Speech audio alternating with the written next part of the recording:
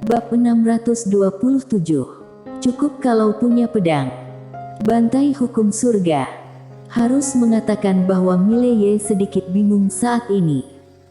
Hukum surga, dia tahu, dia hampir terbunuh olehnya. Namun, dia tidak pernah berpikir untuk melawan langit. Bantai hukum surga tidak diragukan lagi adalah bertentangan dengan langit. Mileye berkata dengan nada berat, "Nona Sapta, bolehkah aku bertanya mengapa kamu ingin membantai hukum surga?" Sapta memandang Mileye, itu seharusnya tidak ada. Mileye sedikit bingung, kenapa? Sapta tersenyum dan berkata, "Apakah kamu tahu mengapa pihakmu selalu berperang?" Mileye menggelengkan kepalanya. Sapta berkata, "Karena hukum surga tidak mau menyatukan makhluk alam semesta ini." Mileye masih bingung, kenapa? Di samping, Heni Nangong berkata, "Karena kalau semua orang bersatu, itu tidak akan kondusif untuk pemerintahannya." Apakah kamu menemukan bahwa sekarang aturan dunia ini dibuat olehnya? Dan satu hal lagi, dia mengendalikan semua sumber energi langit dan bumi. Semua sumber energi langit dan bumi. Mileye terdiam. Dia tidak lupa bahwa ketika dia mencoba menyelamatkan Lily, dia mengambil sumber energi hukum surga dan hampir terbunuh oleh hukum surga ini. Namun, dia sama sekali tidak menyimpan dendam terhadap hukum surga. Karena itu memang dimiliki hukum surga. Saat itu Heni Nangong tiba-tiba berkata, "Kamu pasti berpikir bahwa sumber energi hukum surga adalah miliknya, kan?" Mileye bertanya balik, "Memang bukan." Heni Nangong tersenyum dan berkata, "Tentu saja tidak. Sumber energi hukum surga ini adalah benda dari alam semesta chaos ini. Ketika alam semesta chaos lahir, ada sumber energi ini. Dan sumber energi ini semuanya dikendalikan oleh hukum surga dan tidak ada manusia yang boleh menyerapnya, atau lebih tepatnya, hanya diserap oleh orang-orang yang dihargainya." Mileye terdiam. Heni Nangong menatap Mileye, "Tahukah kamu mengapa kerajaan dewa begitu kuat? Karena pada masa itu, dewa marsial membantai hukum surga dan menguasai sumber energi hukum surga, dan karena ini, tak terhitung banyaknya orang di kerajaan dewa yang dapat menikmati sumber energi hukum surga, maka kami jauh lebih kuat darimu.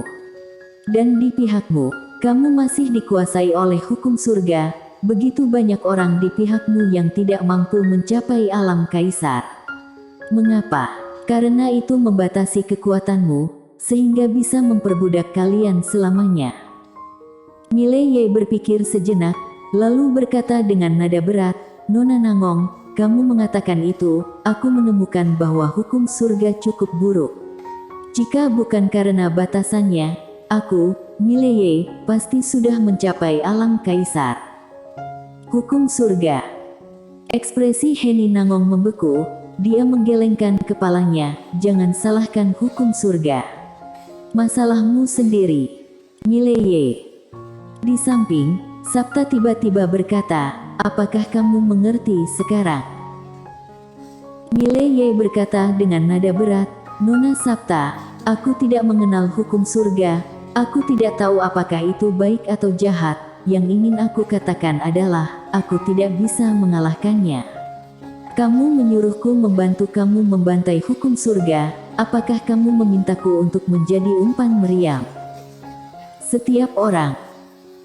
Sapta sedikit terkejut, dan setelah beberapa saat, dia menggelengkan kepalanya, "Aku tidak akan membiarkanmu menjadi umpan meriam, dan aku tidak akan membiarkanmu menembak, kamu akan tahu nanti." Mileye berpikir sejenak, lalu mengangguk, "Oke." Berbicara tentang ini, dia sepertinya memikirkan sesuatu, dan kemudian dengan cepat berkata, "Nona Sapta, aku ingin mengadu tentang Heni Nangong." Heni Nangong melirik Mileye dan tidak berbicara. Sapta memandang Mileye, "Apa yang akan kamu keluhkan tentang dia?" Mileye berkata dengan nada berat, "Pada hari aku pergi ke kerajaan dewamu, dia membawaku mengunjungi, dan dia berjanji untuk tidak menembak para tamu, tapi dia membiarkan puluhan ribu tentara memukuliku, dan dia ingin membunuhku. Sikapnya yang tidak pegang janji seperti itu benar-benar mendiskreditkan kerajaan dewa, jadi aku mengusulkan agar dia dicabut dari gelar sarjana nasionalnya. Heni Nangong tidak berekspresi. Sapta memandang Mileye, kamu. Mileye. Setelah beberapa saat, Sapta berkata dengan lembut, penguasa kota Ye, kamu adalah orang yang menarik, tetapi kamu memiliki kulit yang lebih tebal. Heni Nangong melirik Mileye, lebih dari sekedar tebal, dia telah mencapai tingkatan tak tahu malu. Ada lagi yang ingin Mileye katakan, Sapta tiba-tiba berkata, aku akan menemanimu berlatih ilmu pedang. Mileye sangat gembira, oke, ayo pergi. Setelah mengatakan itu, dia berbalik dan pergi. Sapta juga berjalan pergi. Di lapangan, Leo Xiang menghela nafas dengan suara rendah, aku tidak tahu apa yang diminta yang mulia untuk dilakukan orang ini. Heni Nangong berkata dengan lembut, yang mulia pasti memiliki maksud yang dalam. Lagi pula, Mileye juga bukan pecundang. Leo Xiang mengangguk, itu benar, kalau dia berdiri di depan hukum surga sebentar, hukum surga bisa frustasi. Mendengar itu, semua orang di lapangan tersenyum. Panggung pertandingan. Mileye dan Sapta berdiri diam, dan Sapta menatap Mileye, keluarkan pedangmu. Mileye mengangguk, dan saat berikutnya, dia mengetuk jari kakinya, dan seluruh tubuhnya langsung melayang. Sapta menutup matanya sedikit dan menusuk dengan pedang. Bang! Dengan suara ledakan, Mileye langsung kembali ke posisi semula, dan pada saat ini, pedang terbang tiba-tiba menebas di depan Sapta. Jelek! Pedang terbang itu langsung berubah dan terbang ke kanan, tetapi saat berikutnya, pedang terbang lain muncul di depannya tanpa suara. Sapta berbalik sedikit ke samping, dengan sempurna menghindari pedang terbang, tetapi pada saat ini, Mileye tiba-tiba muncul di depannya dan menebas dengan pedang. Pedang itu secepat listrik. Kecepatan pedangnya jauh lebih cepat dari sebelumnya. Begitu Mileye menebas pedang, pedang tiba-tiba menusuk ujung pedangnya. Dalam sekejap, wajah Mileye berubah, karena dia menemukan bahwa semua kekuatan di pedangnya telah lenyap. Mileye berhenti, dia memandang Sapta, dan Sapta berkata dengan lembut, pedang setiap orang pasti ada kekurangannya. Jika kamu bisa menargetkan kekurangannya, kamu akan mendapatkan hasil 2 kali lipat dengan setengah usaha. Mileye berkata dengan nada berat, satu pedang melanggar semua hukum. Sapta mengangguk, namun, sangat sulit untuk benar-benar menaklukkan semua hukum dengan satu pedang. Mileye bertanya, kamu tidak bisa melakukannya juga. Sapta memandang Mileye, maksudku, itu sulit bagimu. Ini, tidak sulit bagiku. Mileye berwajah masam, sialan ini.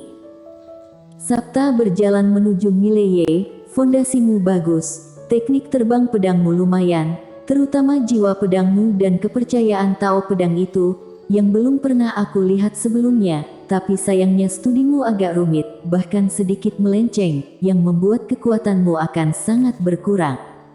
Pedang Taomu bisa lebih sederhana. Mileye bertanya dengan cepat, bagaimana bisa lebih sederhana? Sapta membuka telapak tangannya dan sebuah pedang muncul di tangannya. Apa ini? Mileye berkata dengan nada berat, pedang. Sapta mengangguk, itu pedang. Itu kesederhanaan. Mileye terdiam sejenak, lalu berkata, maksudmu, aku mencampurkan terlalu banyak hal di pedangku. Sedikit keterkejutan muncul di mata Sapta, hei, kamu tidak sebodoh itu. Mileye. Sapta menambahkan, kamu memiliki terlalu banyak benda asing, meskipun benda asing itu sangat kuat, tetapi ini membuat pedangmu tidak murni, pedang yang murni jauh lebih tajam. Oleh karena itu, kamu harus memisahkan benda asingmu dengan pedangmu. Mileye bertanya, bisakah itu digabungkan? Sabta berpikir sejenak, lalu berkata, bagaimana kamu ingin berintegrasi? Telapak tangan Mileye terbentang, aturan Tao Bumi muncul di telapak tangannya. Ini aturan Tao Bumi, bisakah menyatu dengan pedang Taoku? Sabta melirik aturan Tao Bumi, lalu mengangguk, ya. Mileye sangat gembira dan bertanya dengan cepat, bagaimana cara berintegrasi? Sabta berkata, bisakah kamu meminjamkan aku untuk menggunakannya? Mileye mengangguk dan memberikan aturan Tao Bumi kepada Sabta. Sabta melirik aturan Tao Bumi, dan berkata dengan lembut, ada kekuatan spiritual bumi. Berbicara tentang ini, dia memandang Mileye, untuk mengintegrasikan, kamu harus terlebih dahulu mengendalikan mereka semua. Apakah kamu tahu bagaimana menggunakan kekuatan spiritual bumi ini? Mileye menggelengkan kepalanya. Pada saat ini, aturan Tao Bumi di tangan Sabta sedikit gemetar, dan saat berikutnya, pedang kuning keemasan muncul di depannya. Pedang yang dipadatkan oleh kekuatan spiritual bumi. Dan di sekelilingnya, bumi mulai bergetar, dan kekuatan bumi yang tak terhitung jumlahnya terus datang ke arah pedang ini. Hampir seketika, seluruh kekuatan bumi kota Ordo menyatu menjadi pedang. Sabta menyerahkan pedang itu kepada Mileye. Mileye mengambil pedang itu dan menatap Sabta dengan bingung. Sabta berkata, ketika kamu mengayunkan pedang ini, kekuatannya adalah milik aturan Tao Bumi, dan itu hanya untuk sekali pakai. Mileye terdiam. Sabta menambahkan, kamu harus mengerti bahwa apa yang menjadi milikmu, pedang adalah milikmu, dan jika kamu ingin bergabung, kamu harus mencapai tingkat alam di mana semuanya bisa menjadi pedang. Pedangmu adalah intinya, tidak peduli apakah itu aturan Tao Bumi atau benda asing lainnya, itu hanya bisa menjadi penguatan benda asing. Mengatakan itu, dia mengambil pedang bumi dari tangan Mileye dan berkata, pedang ini ada di tanganku. Pertama-tama ini adalah pedang, baru kemudian adalah aturan Tao Bumi.